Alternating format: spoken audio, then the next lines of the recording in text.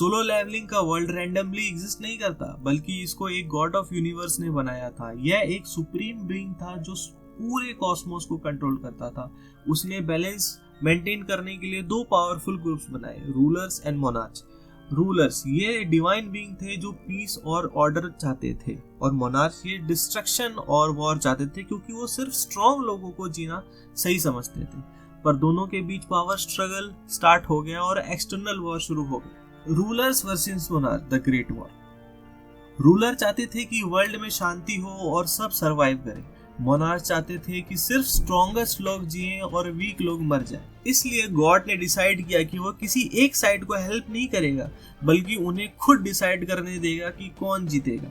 जब मोनार्च ज्यादा स्ट्रॉन्ग होने लगे, तब रूलर्स ने एक स्ट्रॉन्ग प्लान बनाया, हंटर सिस्टम। यह एक स्पेशल पावर थी जो एक चूजन वॉरियर को मिलती थी, जो बैलेंस रिस्टोर कर सके। इस सिस्टम को कंट्रोल करने के लिए एक रूलर ऐशबॉर्न को भेजा गया।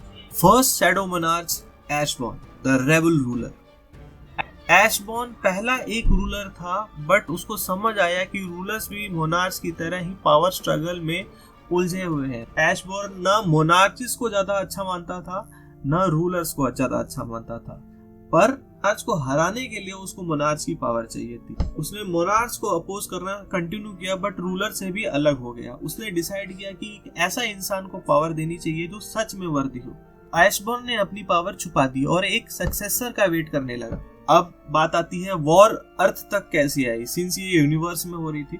मोनार्च और रूलर अपनी वॉर पैरेलल वर्ल्ड में लड़ रहे थे, पर जब अर्थ पे हंटर्स का इवोल्यूशन शुरू हुआ, तो उन्होंने डिसाइड किया कि अर्थ को भी वॉर का बैटलफील्ड बना दिया जाए। इसीलिए गेट्स ओपन होने लगे, जो एक डायमेंशनल रिफ्ट जैसी थी, जैसे मॉन्स्टर आ रहे थे।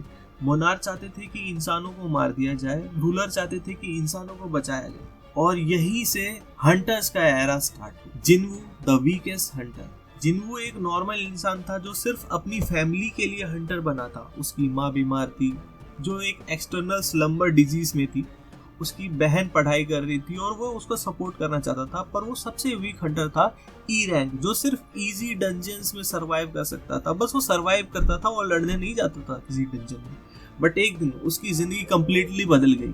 The double dungeon turning point. एक दिन जिन्वू और कुछ हंटर्स एक डंजन क्लियर करने गए जो सी रैंक का था, पर अंदर एक और हिडन डंजन था, डबल डंजन। यहाँ बहुत सारी स्टोन स्टैचू थी जो इंसानों को मार रही थी।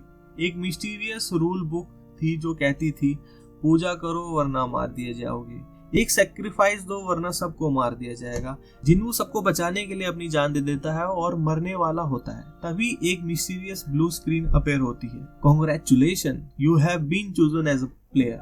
उसका पूरा बॉडी हील हो जाता है और उसको एक गेम लाइक सिस्टम मिलता है जो सिर्फ उसके लिए विजिबल होता है। जिन्वू को एक गेम जैसा सिस्टम मिलता है जो उसको मिशन देता है, क्वेस्ट देता है। क्वेस्ट कंप्लीट करो, रिवॉर्ड मिलेगा। ट्रेनिंग करो, स्ट्रेंथ ऑटो बढ़ेगी। मॉन्स्टर मारो, एक्सपी मिलेगी, लेवल होगा। पहले कोई हंटर लेवल अप नहीं कर सकता था, पर जिन्वू को ग्रोथ अनलिमिटेड था।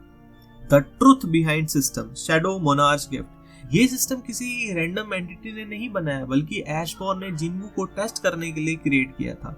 अगर जिन्वू स्ट्रॉन्ग इनफ बन गया तो उसको शैडो मोनार्च की फुल पावर मिल जाएगी। अगर वो फेल हो गया तो वो मर जाएगा, फिर एक नॉर्मल हंटर बनकर ही रह पाएगा। जिन्वू को पता नहीं था, पर उसकी फेट ऑलरेडी डिसाइड हो चुकी थी। वो या तो सबसे पावरफुल बनेगा या मर जाएगा। The start of new journey. अब जिन्वू एक वीकेस्ट हंटर से स्ट्रॉन्गेस्ट प्लेयर बनने की राह पर चल पड़ा। उसने ट्रेनिंग स्टार्ट करी और पावरफुल डंजन्स में एंटर करना शुरू कर दिया। अब वो सिर्फ एक इंसान नहीं रहा, बल्कि एक फोर्स ऑफ नेचर बनने वाला था।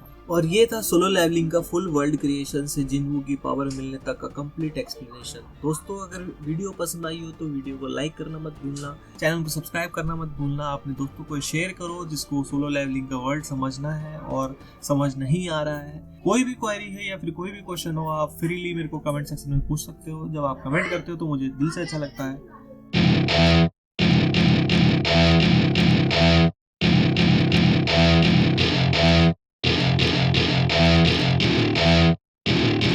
Welcome to my party, we're just getting started. A life is a dream or a nightmare scarring. Hand me a drink cause I think I'm going all in. Get me a shrink who can catch me when I'm falling.